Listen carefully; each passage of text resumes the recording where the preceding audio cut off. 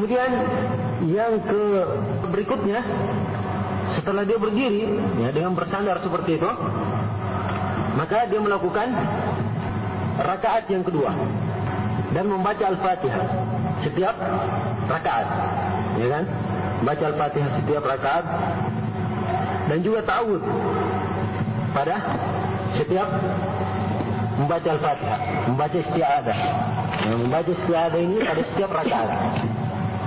Kemudian setelah dia melakukan cara yang kita sebutkan tadi, maka pada akhirnya dia sujud untuk, setelah dia sujud dan berdiri, ya, sujud kedua kemudian dia duduk, ini namanya apa? Duduk untuk tasyahud. Ya, duduk untuk melakukan tasyahud. Ya. Pada saat duduk tasyahud ini, ini juga mempunyai beberapa tata cara. Ya, beberapa tata cara. Yang pertama tentang cara duduk tasyahud. Cara duduk tasyahud awal atau cara duduk tasyahud pada solat 2 rakaat. Pada solat 2 rakaat. Solat 2 rakaat kan banyak. Solat subuh, ya kan? 2 rakaat juga. Solat sunnah yang 2 rakaat dan seterusnya.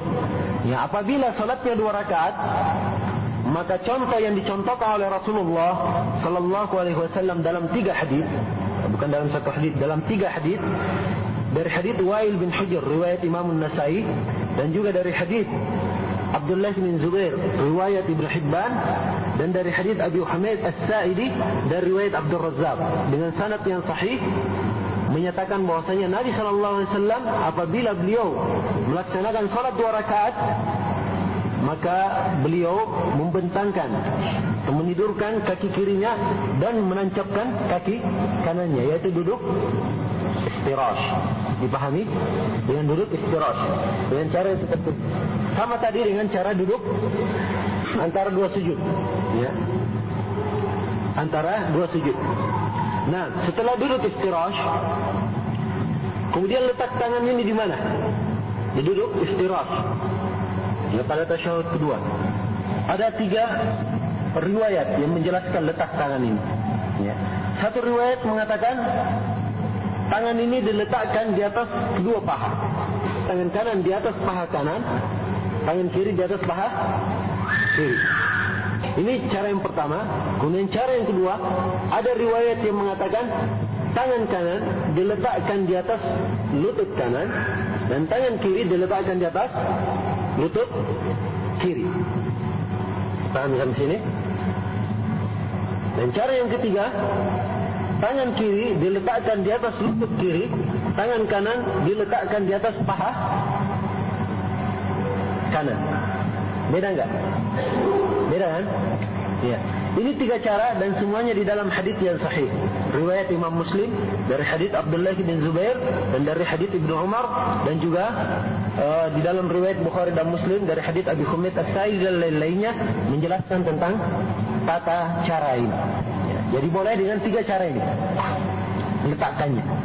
Nah, kemudian setelah itu, setelah dia duduk dengan posisi yang seperti ini, ya, peletakan tangan, kemudian cara duduknya dan seterusnya, maka setelah itu dia tak kala melakukan tasyahud, melakukan isyarah dengan tangannya, menunjuk dengan telunjuknya. Nah, tak kala melakukan telunjuk, ada beberapa cara yang dicontohkan oleh Nabi sallallahu alaihi wasallam.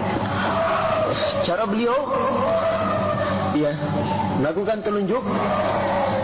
Cara yang pertama, beliau kadang mengepalkan tangannya. Jadi asalnya di apa? Dikepal. Setelah itu beliau menunjuk dengan telunjuknya. Maka ini dalam keadaan terkepal.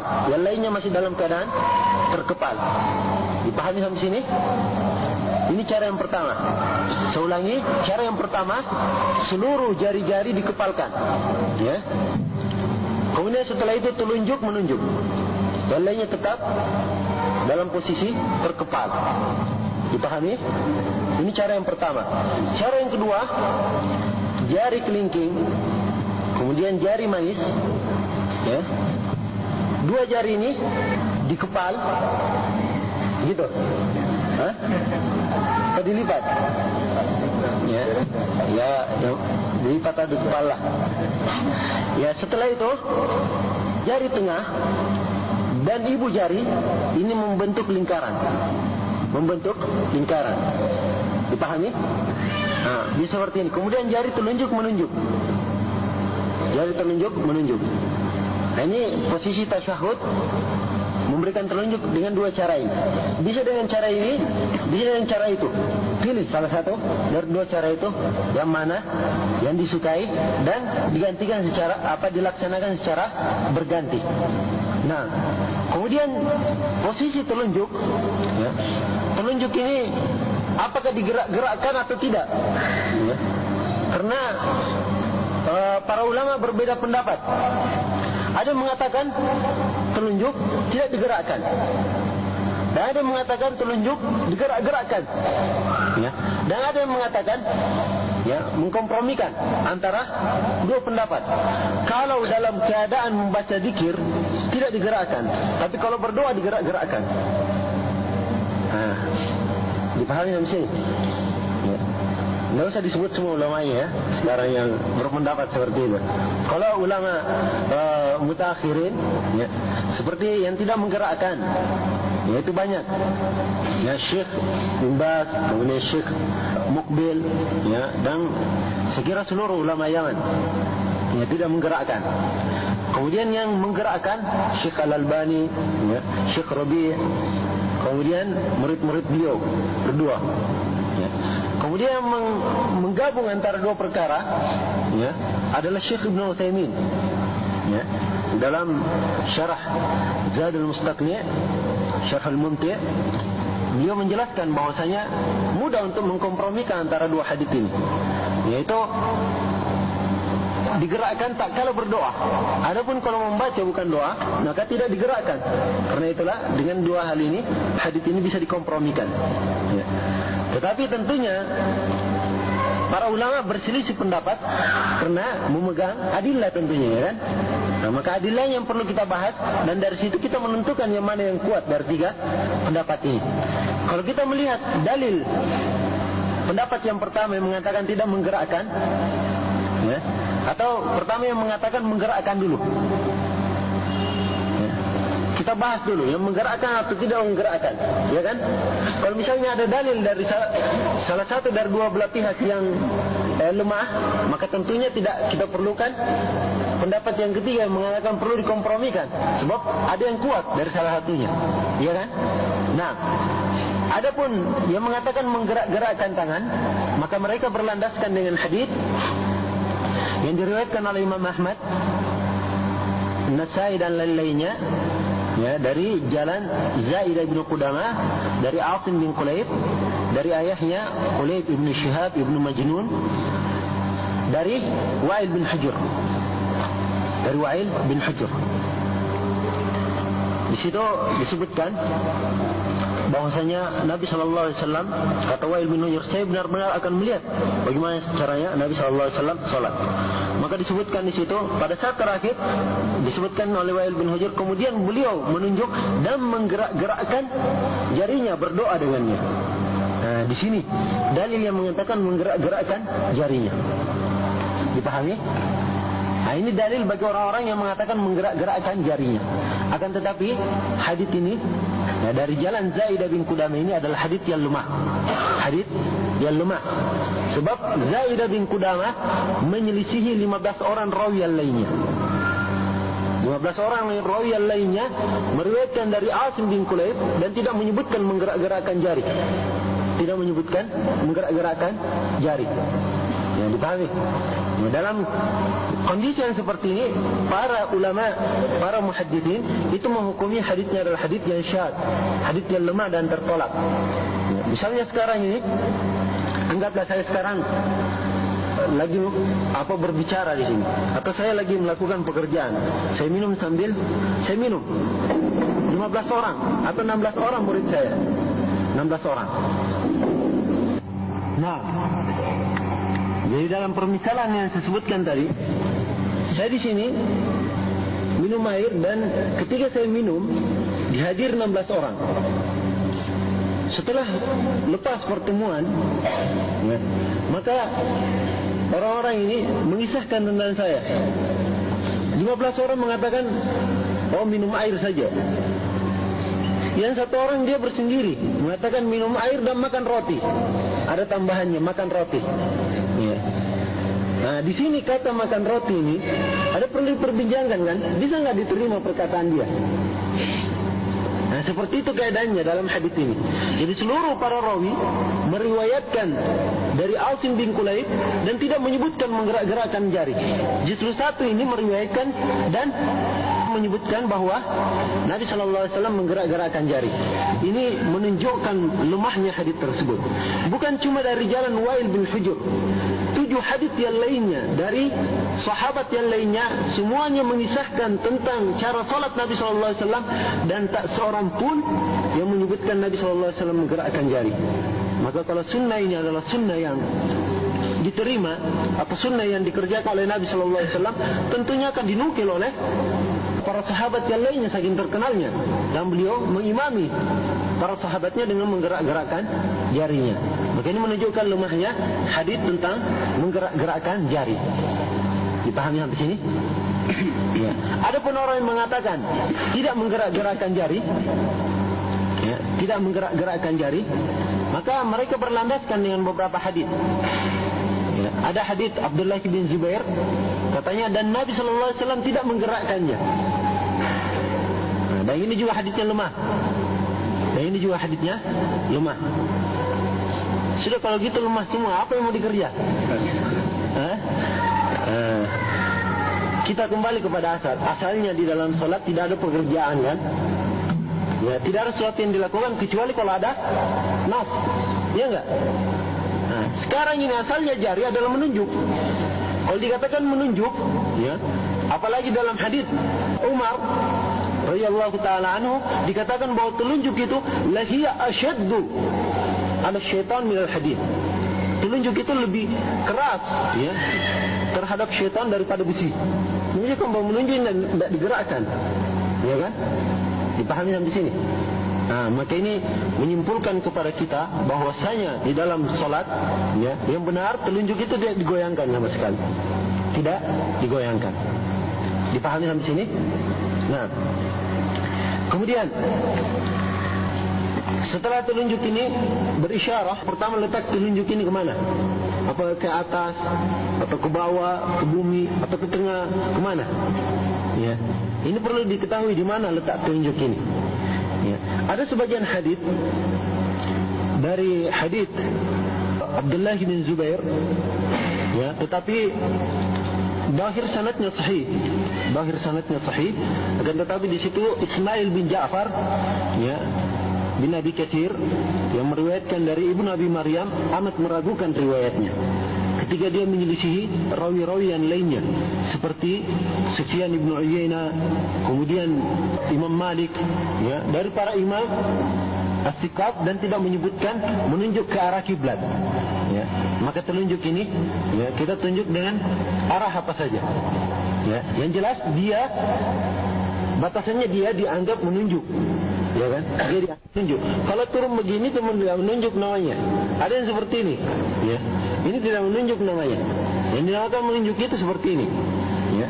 Atau bisa gini sedikit, ya, atau naik sedikit, nggak apa-apa. Yang penting menunjuk. Ya, dipahami? Nah, kemudian tak kala menunjuk pada saat tasyahud, ya, mata ini oleh Nabi SAW disyariatkan memandang kepada telunjuk. Memandang kepada telunjuk. Dan ini datang atau hal ini, ya, tentang mata memandang kepada telunjuk ini dalam 3 hadis, ya, yang Rasulullah 3 hadis yang menyatakan bahwa Rasulullah SAW apabila beliau menunjuk, ya, maka mata beliau tidak melewati atau tidak lepas dari telunjuknya. Ya, di dalam hadis Abdullah bin Zubair dan juga di dalam hadis Abdullah bin Zubair diriwayatkan oleh Imam Abu Dawud, dan hadis Ibnu Umar diriwayatkan oleh Imam An-Nasa'i, dan juga dalam hadis Umar bin Khattab diriwayatkan oleh Imam Ahmad, menunjukkan bahwa, ya, mata beliau itu memandang kepada telunjuk beliau. Dipahami sampai sini? Nah, ini apa kefiyah tak kala dia melakukan tasyahud. tatkala dia melakukan tasyahud. Dan tasyahud itu saya katakan berdoa dengan telunjuk saja. Tidak boleh berdoa dengan dua tangan seperti ini. Ya. Sebab ada yang berdoa dengan dua tangan di kalangan para sahabat. Waktu itu sampai Nabi SAW menegurnya. Ya. Sehingga beliau berkata, ahid. Ya, satukan. Biarkan dia satu saja. Wa asyara bis-sababa. Kemudian beliau memberikan isyarat dengan telunjuknya. Ya. Setelah kita mengetahui hal ini, ya, kaifiah dan cara duduk tasyahud, maka sekarang kita beralih kepada membaca doa tasyahud. Membaca doa tasyahud yang merupakan kewajiban.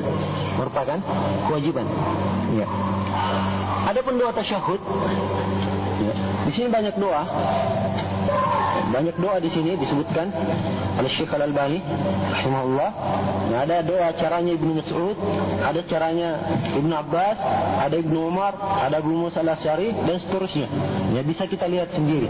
Dan tapi perlu kita garis bawahi di sini bahwasanya Nabi sallallahu alaihi wasallam sangat menekankan, ya, doa-doa ini untuk dihafal, sehingga dalam riwayat Bukhari dan Muslim, ya, dari hadits Ibnu Mas'ud dan lainnya, katanya kana Nabi sallallahu alaihi wasallam yu'allimuna at-tashahhud kama 'allamana as-surata min al-Qur'an. Ya, sungguhnya Nabi sallallahu alaihi wasallam mengajarkan kepada kami cara bertasyahud sebagaimana beliau mengajarkan kepada kami surah dari Al-Qur'an. Jadi betul-betul tasyahud ini diajar Allah sallallahu alaihi wasallam. Ada beberapa cara tasyahud. Ada cara yang diajarkan kepada Ibnu Mas'ud. Nabi sallallahu alaihi wasallam mengajarkan kepada Ibnu Mas'ud, ya, dengan lafaz at-tahiyyatu lillahi was-salawatu wat-thayyibat wassalamu alayka ayyuhan nabi wa rahmatullahi wa barakatuh wassalamu alayna wa ala ibadillahi as-salihin. Asyhadu an la ilaha illallah wa asyhadu anna Muhammadar Rasulullah. Sampai sini lafaz tasyahud itu. Kata Ibnu Mas'ud ada tambahannya. Katanya dulunya kalau Nabi SAW masih hidup, memang lafaznya seperti itu, assalamu alayka ayyuhan nabi. Dengan artinya salam bagimu wahai nabi. Ya. Ini menunjukkan bahwa dia lagi berbicara kepada orang yang masih ada. Bagimu wahai nabi, wa rahmatullahi wa barakatuh, dan juga rahmat dan berkah Allah Subhanahu wa taala. Kata Ibnu Mas'ud, itu tak kala beliau hidup, tapi tak kala beliau meninggal diganti. Ya. Kata Ibnu Mas'ud, kata kami berkata, assalamu ala nabi, salam atas nabi. Ya, bukan lagi bagimu wahai nabi. Bukan lagi assalamu alayka ayyuhan nabi, tapi assalamu ala nabi. Ya, dan di sini, ya, dari penggantian tasyahud ini, apakah membaca assalamu alayka ayyuhan nabi atau membaca assalamu ala nabi, ini berbeda pendapat para ulama. Tetapi yang kuat dalam masalah ini tetap nas yang diajarkan oleh Nabi sallallahu alaihi wasallam harus yang kita pegang, yaitu dengan memakai kata assalamu alayka ayyuhan nabi. Karena apa yang disebutkan oleh Ibnu Mas'ud itu adalah mauquf terhadap beliau, ya, adalah merupakan perkataan beliau. Nah, dan ini saya katakan adalah perkara khilafiyah, dan apa yang disebutkan tadi dari sisi penrajihan itu adalah salah satu dari berbagai sisi yang ada. Ya. Ini cara Ibnu Mas'ud. Dan ada cara lain dari Ibnu Abbas. Ya, saya kira bisa kita lihat sendiri. Cuma di sini yang perlu kita garis bawahi dari tasyahud ini ada beberapa lafaz yang lemah. Ya. Di sebagian tasyahud ditambah asyhadu an la ilaha illallah wahdahu la syarikalah. Ya. Kata wahdahu la syarikalah itu adalah lemah, ya, tidak bisa dijadikan sebagai tambahan dalam tasyahud. Karena Nabi sallallahu alaihi wasallam betul-betul mengajarkan tasyahud ini. Nah, kemudian setelah kita mempelajari tasyahud, sisa ada persoalan di sini. Ya, kita katakan bahwa tasyahud awal hukumnya apa? Hukumnya wajib. Tasyahud awal hukum Muhammadan abduhu wa rasuluh. Sampai sini tasyahud. Ada itu tasyahud. Dalam salat ada dua tasyahud. Pada tasyahud awal, apakah membaca salawat? Saya tanya sekarang, membaca salawat atau tidak? Tasyahud awal. Membaca. Memang kebanyakan membaca. Tetapi yang kuat di kalangan para ulama tidak membaca pada tasyahud awal. Ya, tidak membaca salawat pada tasyahud awal. Salawat dibaca pada tasyahud terakhir. Rakaat cuma satu tasyahud dibaca salawatnya. Dan demikian pula pada salat 3 rakaat dan 4 rakaat. Ya, dipahami? Nah, ya, dan bentuk-bentuk salawat di sini banyak disebutkan, dan salawat yang disebutkan oleh beliau di sini hendaknya lah dikerjakan secara bergantian, kerjakan secara bergantian. Ya, kemudian setelah melakukan tasyahud, tentunya dia bangkit untuk menunaikan apa? Rakaat yang keberapa? Rakaat yang ketiga. Rakaat yang ketiga. Dan sekali lagi saya stressin tadi tentang masalah salat yang 2 rakaat, duduknya adalah duduk apa? Iftirash. Ini pada salat subuh dan seluruh salat yang 2 rakaat. Ya, duduknya adalah duduk apa? Iftirash. Dudukkan rakaat yang ketiga. Nah, ini berdiri mengangkat tangan atau tidak? Hah? Ketiga naik berdiri atau berdiri dulu terus mengangkat tangan? Ini orang angkat tangan dulu baru berdiri. Hah? Pernah? Ya. Ini ada 2 kaifiyah yang dipahami oleh para ulama.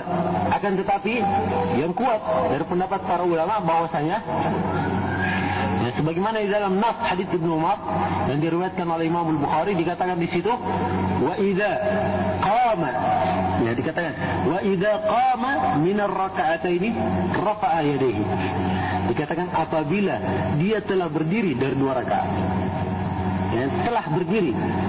Ya, artinya bukan akan berdiri. Kalau gini kan akan berdiri kan. Tapi apabila dia telah berdiri dari 2 rakaat, berdiri dulu. Kalau masih gini belum dianggap berdiri namanya. Kalau masih duduk kemudian angkat tangan dulu baru berdiri, itu belum berdiri namanya. Tapi kalau sudah berdiri dulu, baru di sini dikatakan oleh Ibnu Umar di tangannya. Jadi seperti yang kita lakukan keseharian, yaitu berdiri dulu dan pada rakaat ketiga naik ke rakaat ketiga mengangkat tangannya. Entah sejajar dengan telinga atau sejajar dengan